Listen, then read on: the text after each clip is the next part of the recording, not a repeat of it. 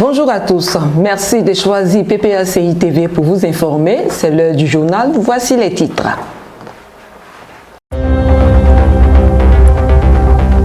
Le groupe parlementaire PPACI et le Conseil stratégique et politique créent un cadre de collaboration en vue d'harmoniser les travaux parlementaires.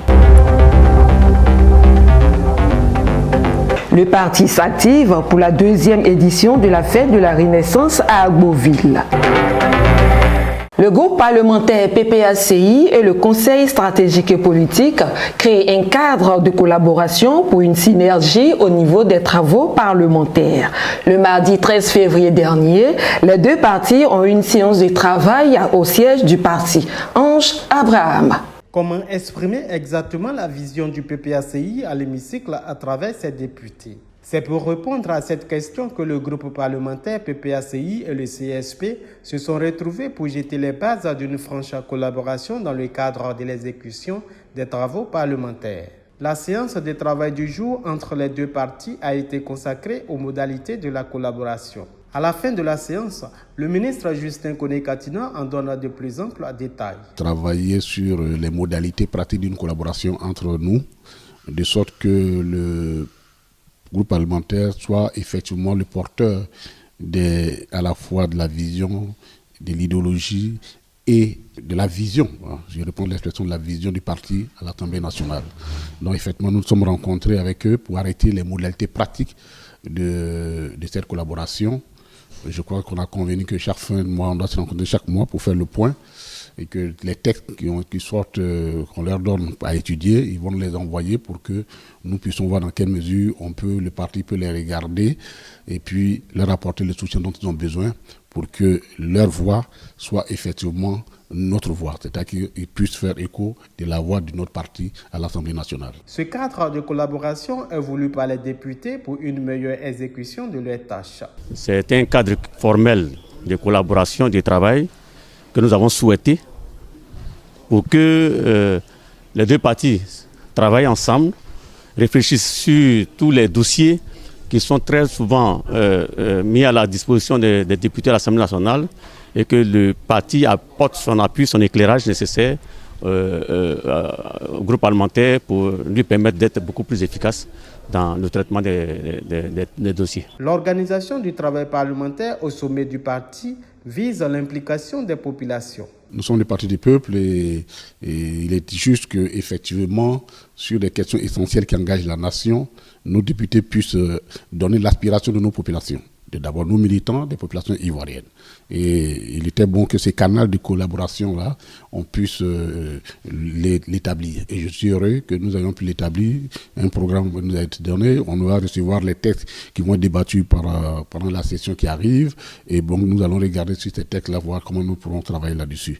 D'ailleurs, ils ont souhaité qu'ils sont en train de regarder la possibilité de trouver le moyen de faire l'accréditation de PPACI TV pour que PPACI TV puisse venir à l'Assemblée nationale pour pouvoir prendre part aussi au débat grand public pour nos militants.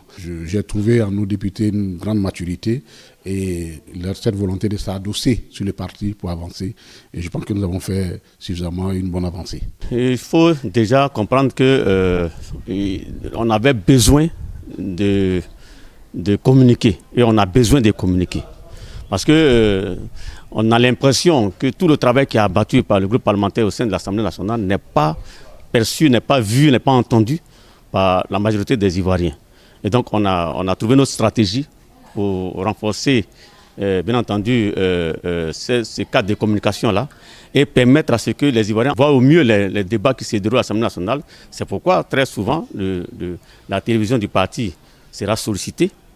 Les autres presses seront mises à contribution pour permettre à la plus grande majorité des Ivoiriens de voir et d'apprécier le travail que le groupe parlementaire fait depuis toutes ces années-là au sein de l'hémicycle. Le Parti des peuples africains Côte d'Ivoire, parti populaire d'obédience socialiste, place au centre de son fonctionnement le peuple et se bat pour son bien-être, raison pour laquelle le parti agira toujours dans ses intérêts. La deuxième édition de la fête de la Renaissance se tiendra à Agboville. Le deuxième vice-président du CSP en charge de cette fête, Damana Adia Picasso, donne des précisions. Inscrite dans les statuts et règlements intérieurs du Parti des peuples africains Côte d'Ivoire, la deuxième édition de la fête de la Renaissance se déroulera les 5 et 6 avril 2024 à Beauville, capitale de la région de la Niébi-Tiassa après celle de Yopougon-Figayo. La mobilisation sur le terrain pour cette fête statutaire se poursuit. Les pagnes de l'événement vendues à 5 000 francs l'unité s'arrachent comme de petits pains. Au niveau de la direction, les réunions se multiplient pour parfaire les grandes orientations. La région haute, également, est à pied d'œuvre. Le deuxième vice-président en charge de la fête de la Renaissance et de la mobilisation de la jeunesse, Damana Diapikas, lors du dernier secrétariat exécutif, est revenu sur certains aspects de l'événement. La fête de la Renaissance, cette année, aura lieu à Beauville 2024. Les dates, malheureusement, sont actuellement problématiques parce qu'on s'est rendu compte que ça coïncide avec le week-end pascal. C'est les 29 et 30. C'est exactement les dates du vendredi saint, du week-end pascal, parce que Pâques c'est dimanche, lundi c'est lundi de Pâques. On sait un peu ce que signifie la Pâques pour certaines communautés religieuses et même ethniques, et même, je dirais, pour toute la société ivoirienne. Donc, pour permettre à tout le monde de fêter sereinement la Pâques, nous avons fait cas de la situation au président. Nous lui avons proposé les 5 et 6 avril 2024. En ce qui concerne le thème de cette année 2024, le vice-président décline les grandes lignes. Le thème de la fête de cette année, ce sont les femmes. Les femmes. Quelle politique du PPACI pour l'autonomisation des femmes en vue de la victoire aux élections de 2025? L'année passée, c'était les jeunes. Et cette année, ce sont les femmes. Donc les femmes seront mises en exergue au cours de cette cérémonie. Il y a donc un comité d'organisation qui a été mis sur pied, mais qui est constitué des responsables du parti, chacun en fonction des missions que le président lui a confiées et qui se retrouvent dans l'organisation. Donc à part quelques camarades qui ont été déplacés ici et là, je pense que au niveau de l'organisation, au niveau des finances, au niveau de la communication, au niveau de la santé, au niveau de la sécurité, au niveau de la mobilisation. Quand vous allez voir, vous apercevrez que ce sont les camarades dans le parti qui sont chargés des finances, qui sont chargés de la communication, qui occupent donc les postes de responsabilité dans le comité d'organisation. Il y a un comité local d'organisation pour servir de relais d'interface avec le comité national. La fête se passe à Beauville, dans la Niébi-Tiassa. La Niébi-Tiassa, c'est le district de la Lune, composé également aussi de la région de la Mé et de la région des Grands Poux. Donc nous allons aussi étendre à ces régions-là des comités d'organisation afin que, je dirais, la mobilisation soit beaucoup plus accentuée sur ces régions. Et effectivement, c'est à nous que revient le chapeautage de tout ça. Nous avons en charge, je dirais, l'organisation, la conduite de toute cette grande activité qui renferme et qui engage tout le parti. À ce effet, il y a un comité scientifique qui a été mis en place, qui va travailler sur le thème. Et ce comité scientifique est présidé par la camarade vice-présidente de l'exécutif, Ouraga Eugénie. Elle va s'adjoindre une équipe qui va travailler sur le thème. Cette année, il n'y aura pas 2 cérémonies en une, comme ce fut le cas l'année passée. Tout va se concentrer en une seule et unique journée.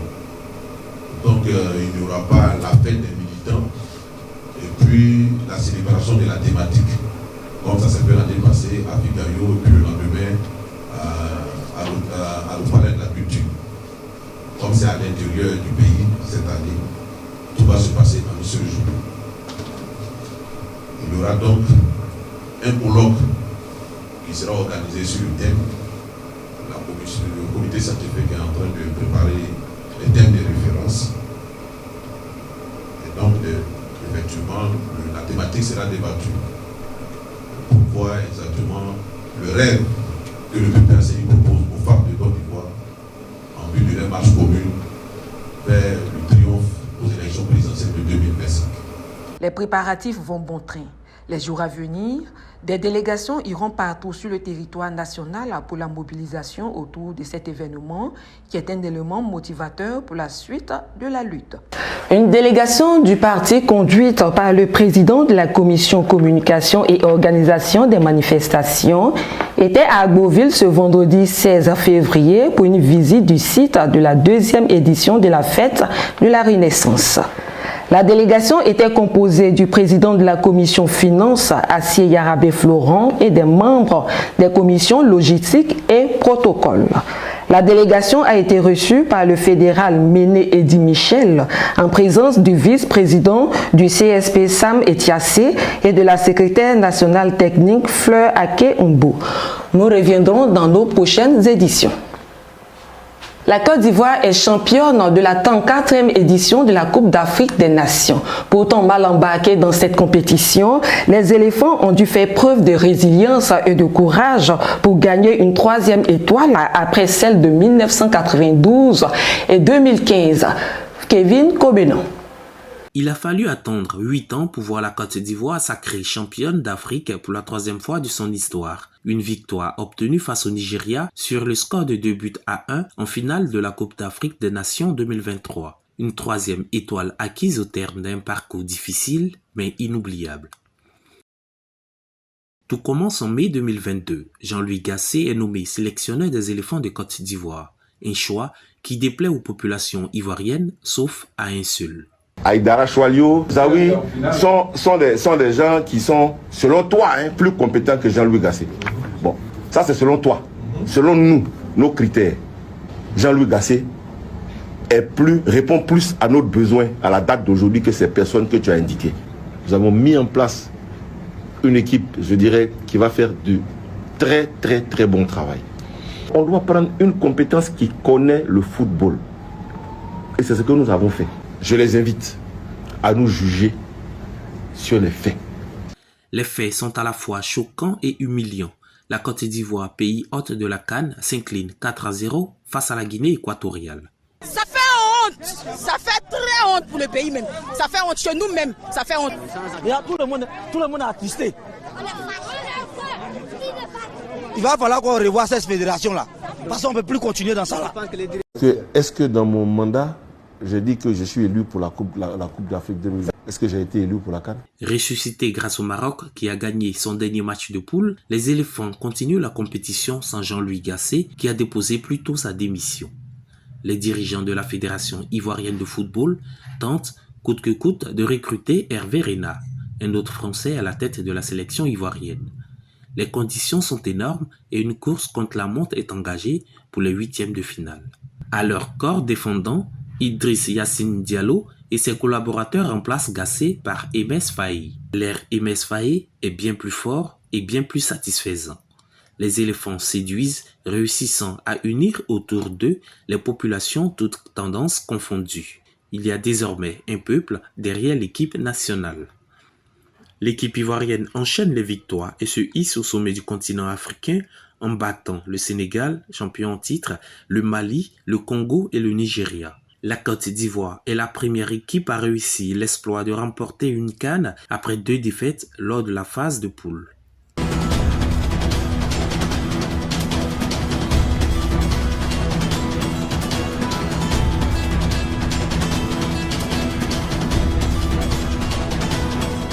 Victoire des éléphants de Côte d'Ivoire. Enseignements et leçons à tirer. Réaction de la population ivoirienne au micro de PPACI TV. Un élément de la rédaction.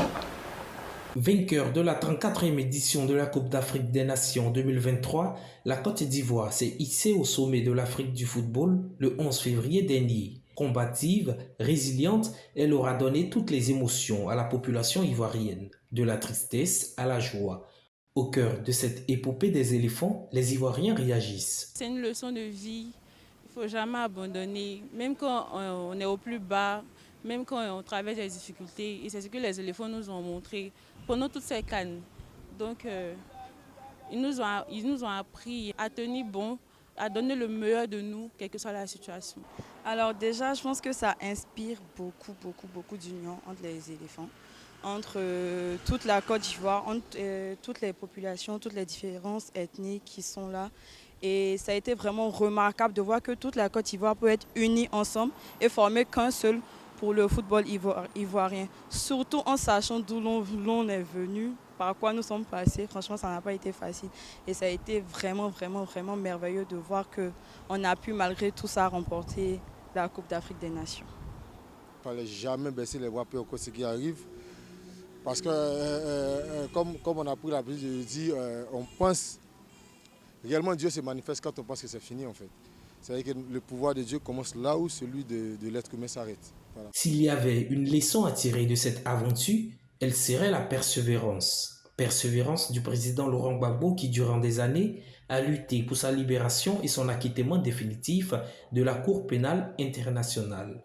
Oui, découragement n'est pas ivoirien. Et ce slogan, l'équipe ivoirienne l'a porté jusqu'au bout, comme le président Laurent Gbagbo qui a dit à l'ouverture de son procès à La Haye, nous irons jusqu'au bout. Cette victoire, il n'y a pas de bout de dire que non, c'est une victoire de PDC, une victoire de RDH. Non, c'est une victoire ivoirienne. Ça a réconcilié tous les Ivoiriens. On a vu que la plupart des Ivoiriens étaient sortis dans la rue.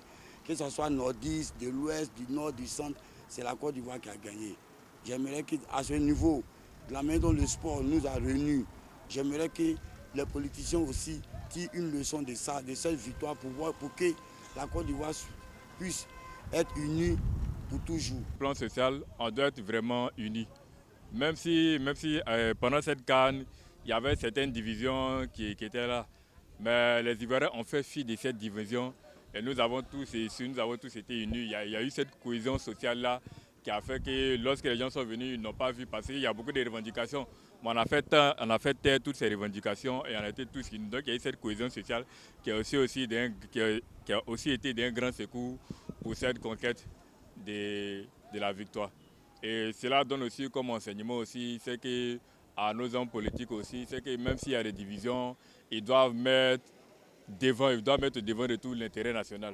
Donc lorsqu'il y a l'intérêt national qui est l'intérêt suprême, lorsqu'il y a l'intérêt national qui prédomine, il faut que nos hommes politiques puissent faire taire les différents intérêts idéologiques, les différents intérêts claniques et puis faire passer l'intérêt de la nation au devant de tout. Quand il y a l'union, quand il y a l'effervescence de toute nation, quand il y a la convergence de points de vue au niveau d'un pays, les choses avancent. Donc cet engouement populaire-là doit être ressenti à tous les niveaux de notre nation. Ça traduit l'unité nationale, ça traduit l'appartenance, comme je le disais tantôt, à une cause commune. Donc le chef de l'État doit saisir cette opportunité-là pour poser des actes forts, pour que tous les Ivoiriens, qu'ils soient de n'importe quel bord qu'ils soient, puissent se retrouver en notre Côte d'Ivoire. On ne doit plus parler aujourd'hui de clivage politique, on ne doit plus parler de prisonniers politiques, on ne doit plus parler d'exilés. Parce que cet acte-là a montré clairement que nous Ivoiriens, nous avons la possibilité de nous surpasser. Nous avons cette force-là de nous surpasser et d'atteindre un objectif commun. De cette victoire, nous retenons le courage, la force et l'état d'esprit positif de toute la nation ivoirienne qui a poussé les éléphants à la victoire.